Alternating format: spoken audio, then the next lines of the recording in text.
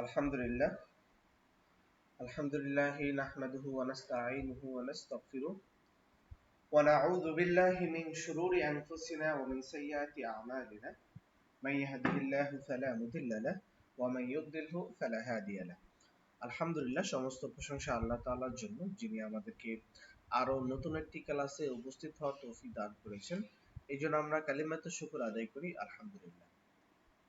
আজকের দর্সে আমরা আরো নতুন একটি বিষয় নিয়ে আলোচনা করব, আর তা হলো ওয়াসওয়াসা। ওয়াসওয়াসা এটা শয়তানের থেকে যেমন আসে, ঠিক মানুষের কাজকর্ম থেকেও তেমন আসে। এই ওয়াসওয়াসাটা শুধুমাত্র আমাদের দৈনন্দিন জীবনে প্রভাব ফেলে না, বরং আমাদের ইবাদতে, আমাদের সালাতে, আমাদের সওমে, আমাদের প্রতিটি ইবাদতের ক্ষেত্রে এই ওয়াসওয়াসা দখল রয়েছে। এই জন্য এই ওয়াসওয়াসা সম্পর্কে আমাদের যেমন সতর্ক থাকতে হয়, ঠিক তেমনই ভাবে এই ওয়াসওয়াসা অন্তর থেকে দূর করার জন্য কার্যকর যে পদ্ধতিগুলো রয়েছে এগুলো আমাদেরকে জানতে হয়। তো ইনশাআল্লাহ আমরা আমাদের আজকের এই দর্সে মোট 5টি বিষয় নিয়ে আলোচনা করব ওয়াসওয়াসার উপরে। প্রথমে আমরা জানার চেষ্টা করব ওয়াসওয়াসা কি, 2 নম্বরে কেন এই ওয়াসওয়াসা হয়, 3 নম্বর ওয়াসওয়াসার প্রকারভেদ, 4 নম্বর ওয়াসওয়াসার ক্ষতিকর দিকগুলো, এবং সর্বশেষ এবং গুরুত্বপূর্ণ বিষয় হলো ওয়াসওয়াসা দূর করার ক্ষেত্রে করণীয় কি হবে, কোন পদ্ধতিতে আমরা এই ওয়াসওয়াসাকে দূর করতে পারব। তো প্রথমে আমরা ইনশাআল্লাহ আলোচনা করব ওয়াসওয়াসাটা কি। মানুষের অন্তর এমন একটি জায়গা যেখানে ঈমান যেমন থাকে, তাকওয়া থাকে, সৎ চিন্তা থাকে, ঠিক তেমনি ভাবে সেই অন্তরের মধ্যে শয়তানের কুমন্ত্রণা, সন্দেহ প্রবেশ করতে পারে। শয়তানের অন্যতম কৌশল হলো ওয়াসওয়াসা, যার মাধ্যমে সে মুমিনের অন্তরে অযথা ভয়, সন্দেহ ও ভুল ধারণা সৃষ্টি করে। অনেক সময় মানুষ ভাবে এই অস্বস্তিকর চিন্তা আসে মানে হয়তো সে পাপী, অর্থাৎ এই অস্বস্তিকর যে চিন্তাটা এটা শুধুমাত্র পাপ থেকেই হয়, কিন্তু বরং এটি এক ধরনের পরীক্ষা এবং শয়তানের ধোঁকা। এখন আমরা ইনশাআল্লাহ আলোচনা করব ওয়াসওয়াসা। ওয়াসওয়াসা শব্দের আবিধানিক অর্থ হলো কুমন্ত্রণা, অযথা সন্দেহ, অবান্তর ও অপ্রয়োজনীয় চিন্তার উদয় এবং অন্তরে অস্থিরতা। ইসলামের দৃষ্টিকোণ থেকে এটি হলো এমন এক অদৃশ্য প্ররোচনা যার দ্বারা শয়তান মানুষকে বিভ্রান্ত করে, তার ঈমানকে দুর্বল করে এবং ইবাদতের মান নষ্ট করে। অর্থাৎ এই ওয়াসওয়াসার যে শাব্দিক অর্থ সেটা হলো কুমন্ত্রণা, সন্দেহ বা অবান্তর বা অপ্রয়োজনীয় চিন্তায় উদয় হওয়া, কিন্তু ইসলামিক দৃষ্টিকোণ থেকে এই ওয়াসওয়াসা বলা হয় এমন এক অদৃশ্য প্ররোচনা যার দ্বারা শয়তান মানুষকে বিভ্রান্ত করে, তার ঈমানকে দুর্বল করে এবং ইবাদতের যে মান রয়েছে, ইবাদতের যে বৈশিষ্ট্য রয়েছে সেই পদ্ধতিতে সে ইবাদত করতে পারে না। রাসূল সাল্লাল্লাহু আলাইহি ওয়াসাল্লাম বলেন, শয়তান মানুষের অন্তরে প্রবাহিত হয় রক্ত প্রবাহিত হওয়ার ন্যায়। হাদিসটি হলো ইন্না শাইতানা ইয়াজরি মাজরাদ দাম।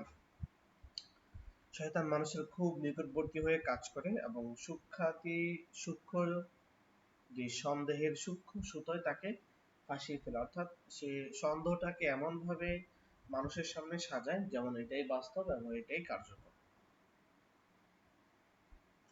2 নাম্বার, কেন ওয়াসওয়াসা হয়,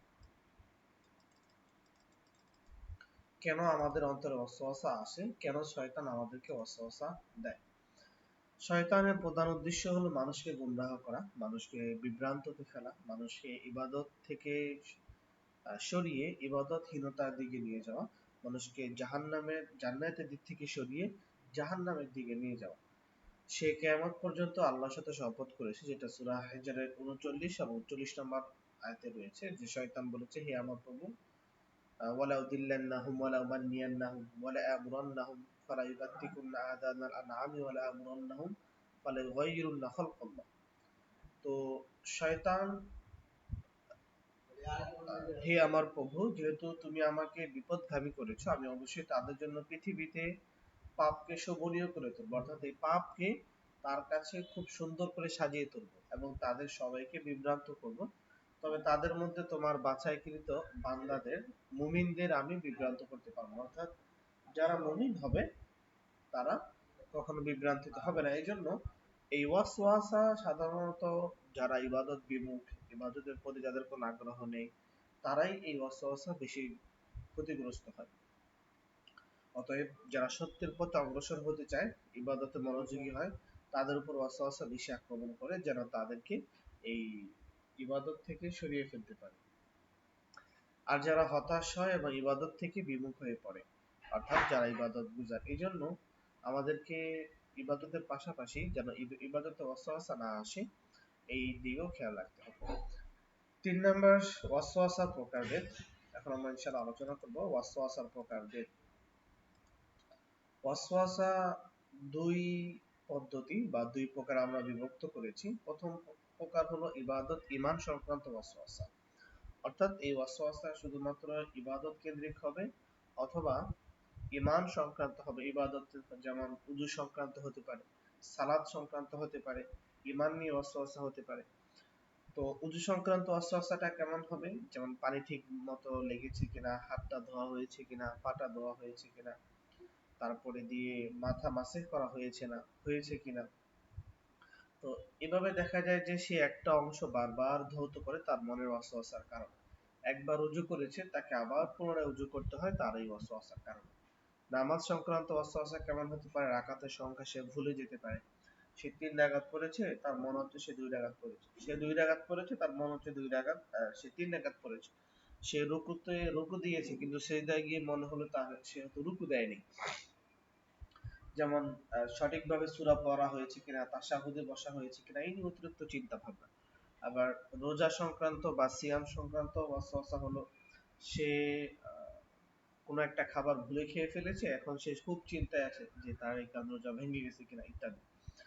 ঈমান সংক্রান্ত ওয়াসওয়াসা হলো শয়তান কখনো ঈমান সম্পর্কেও সন্দেহ জাগায়, যেমন আল্লাহর অস্তিত্ব আছে কিনা, ইসলাম সত্য কিনা, আমার ঈমান নষ্ট হয়ে গেছে কিনা, এই বিভ্রান্তকর কথাগুলো অন্তরে শয়তান প্রতিনিয়ত জাগ্রত করতে থাকে, যার কারণে মানুষ একটা সময় আস্তিক থেকে নাস্তিকের দিকে অভিমুখী হয়।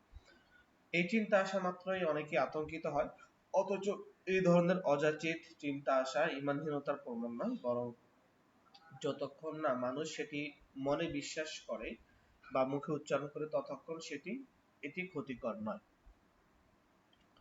আচ্ছা, 2 নম্বর ওয়াসওয়াসা, দ্বিতীয় নম্বর প্রকার হলো দৈনন্দিন জীবন ও চরিত্র সংক্রান্ত ওয়াসওয়াসা। হারাম চিন্তার উস্কানি, অর্থাৎ চরিত্র সংক্রান্ত ওয়াসওয়াসা, যেমন অশ্লীল কল্পনা শয়তান অন্তরে দিয়ে দেয়, অযথা গুনাহের চিন্তা বা গুনাহের দৃশ্য মনে শয়তান নিয়ে আসে, অর্থাৎ হারাম উস্কানি যত ধরনের রয়েছে সবগুলোকে শয়তান এই অন্তরের মধ্যে যুক্ত করে দেয়। 2 নম্বর হলো সম্পর্ক নিয়ে সন্দেহ, স্ত্রী, বন্ধু বা আত্মীয়দের প্রতি অযথা অবিশ্বাস, অহেতুক ধারণা, এই স্ত্রী হয়তো আমার সাথে কথা না বলে অন্যের সাথে পরকীয়ায় লিপ্ত রয়েছে, বন্ধু আমাকে সময় দেয় না, বন্ধু মনে হয় আমাকে সন্দেহ করে। এই যে বন্ধুত্বের সম্পর্কের মধ্যে সন্দেহ সৃষ্টি হওয়া, কিংবা স্বামী স্ত্রীর সম্পর্কের মধ্যে সন্দেহ সৃষ্টি হওয়া অকারণে, এটাও ওয়াসওয়াসার একটা প্রকার। 3 নম্বর হলো হালাল খাবার নিয়ে সন্দেহ, খাবারের হালালতা।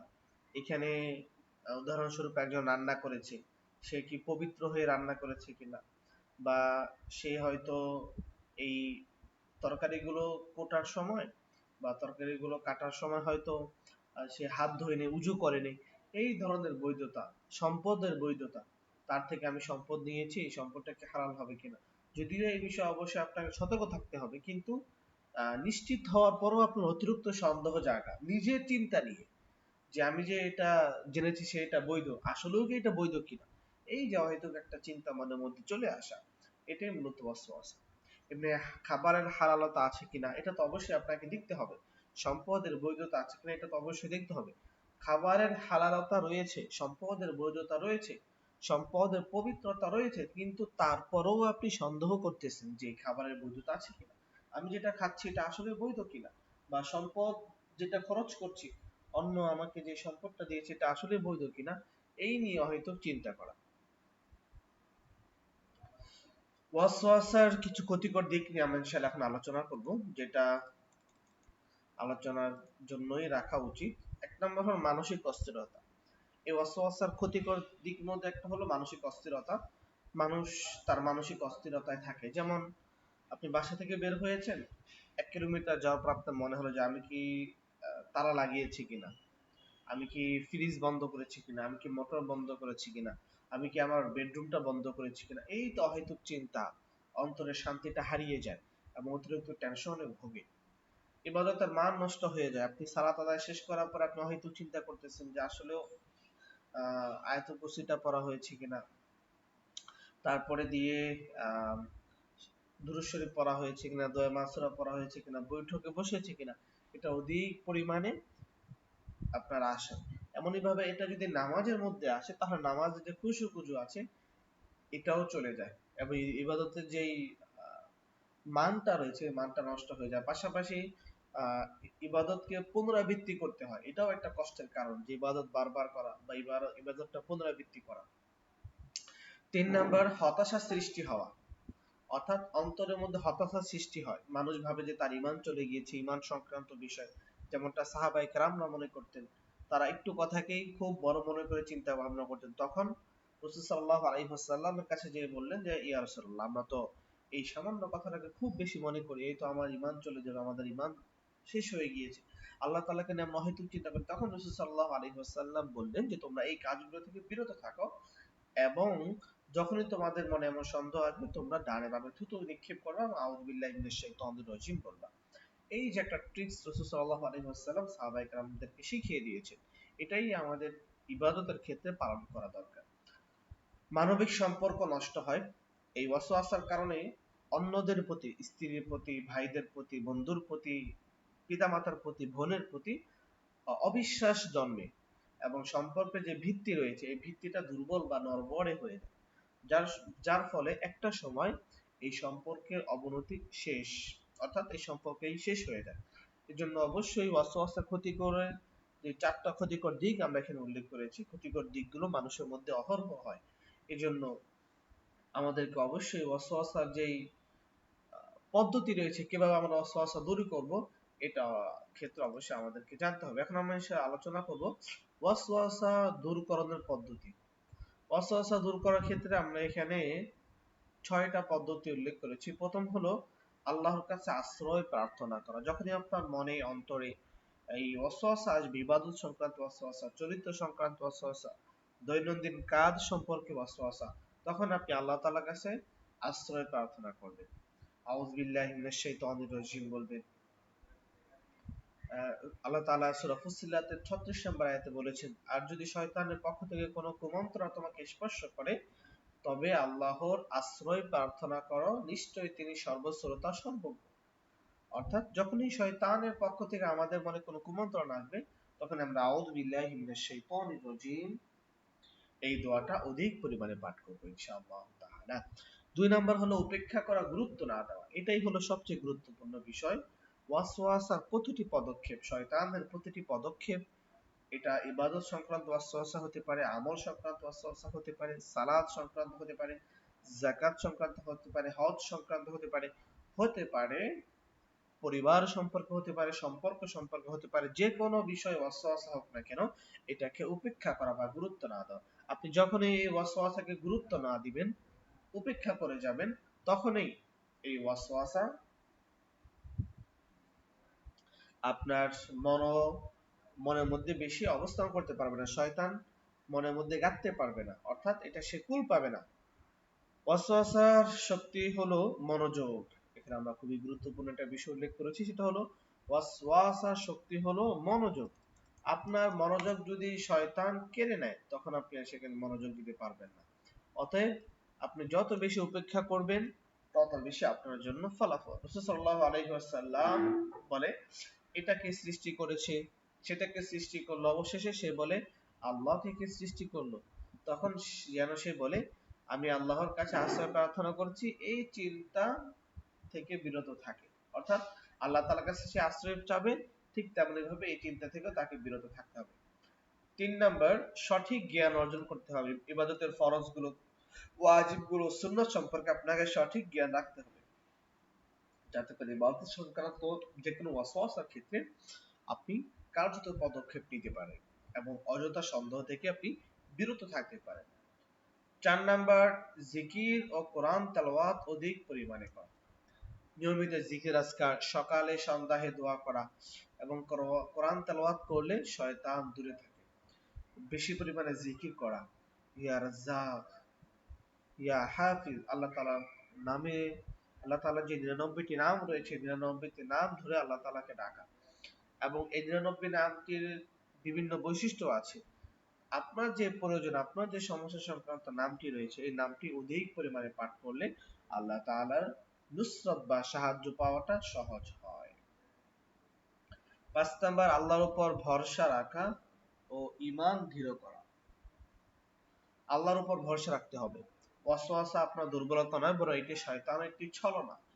ইন্না কাইদাশ শাইতানি কানা দাঈফা, নিশ্চয় শয়তানের কুমন্ত্রণা দুর্বল। অতএব শয়তানের কুমন্ত্রণা যেন আমাদেরকে কখনোই ঘায়েল করতে না পারে, আমাদের থেকে শক্তিশালী না হয়, এই জন্য অবশ্যই সতর্ক থাকতে হবে।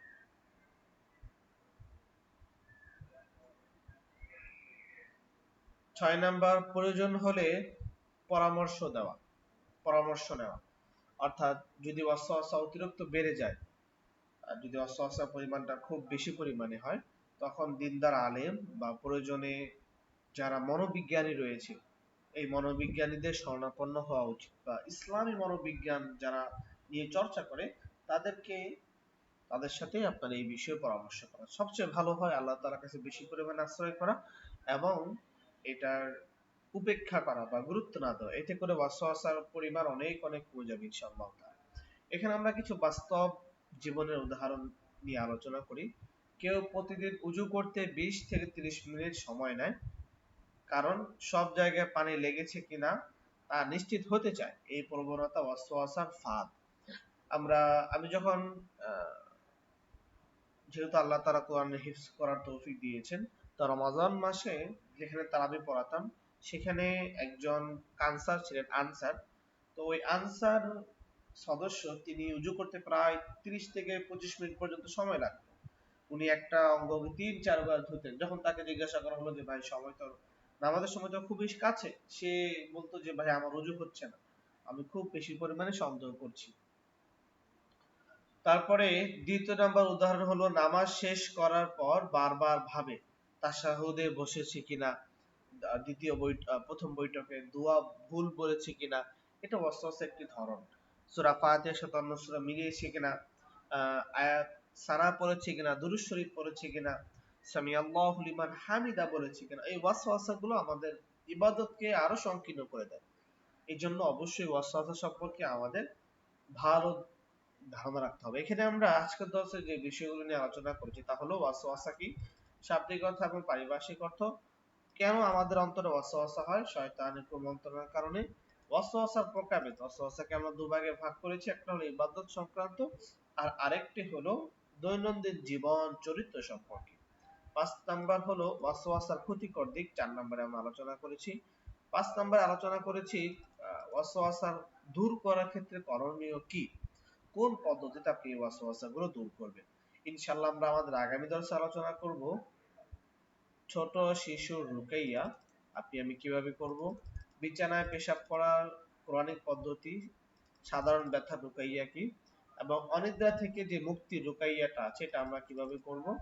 এবং এখানে কিছু আমরা গুরুত্বপূর্ণ বিষয় নিয়ে আলোচনা করেছি, সেটা হলো 5 পাঞ্জাটা কি, সিহরুত তিলওয়া কি, নাশরাটা কি, এবং সন্দেহজনক বিষয়ের ক্ষেত্রে করণীয় কি। তো আজকের দরসে এই পর্যন্তই। আপনাদের কোনো জিজ্ঞাসা থাকলে আপনারা প্রশ্নগুলো করতে পারেন। আমি আপনাদেরকে আনমিউট করে দিচ্ছি যাতে করে আপনারা সহজে প্রশ্নগুলো করতে পারেন।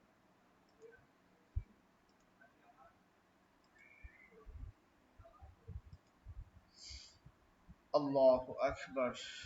আমাদের সাথে অনেকেই আছেন, সাইদুর রহমান ভাই আছেন, আসাদুজ্জামান সাগর ভাই আছেন। জি, সম্মানিত ওলামায়ে কেরাম, আপনাদের কোনো প্রশ্ন থাকলে আপনারা ইনবক্সে জানাতে পারেন অথবা আনমিউট করে আপনারা প্রশ্নগুলো জিজ্ঞাসা করতে পারেন।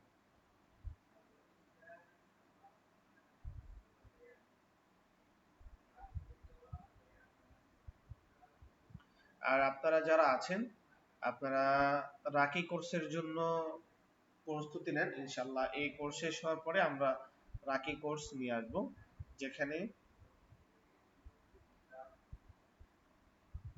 আমরা ইনশাআল্লাহ আদ্যপান্ত সবকিছু নিয়ে আলোচনা করব। রুকিয়া সেন্টার খোলা থেকে শুরু করে কিভাবে আপনি সাজাবেন, কি কি প্রয়োজন সবকিছু সেখানে থাকবে ইনশাআল্লাহ।